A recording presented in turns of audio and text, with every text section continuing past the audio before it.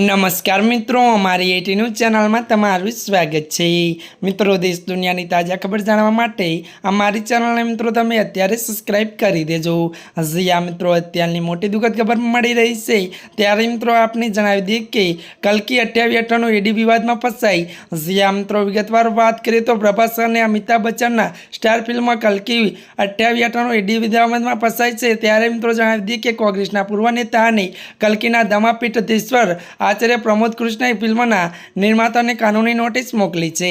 મળતી માહિતી अनुसार જણાવી દઈએ કે કૃષ્ણે ફિલ્મના નિર્માતાઓ પર ધાર્મિક તથ્યો અને ધાર્મિક પુસ્તક સાથે ચેડા કરવાનો આરોપ લગાવ્યો છે ત્યારે તેમણે કહ્યું હતું કે નિર્માતાઓને મોટી ચિત્રણ બંધ કરવાની પણ અપીલ કરી છે।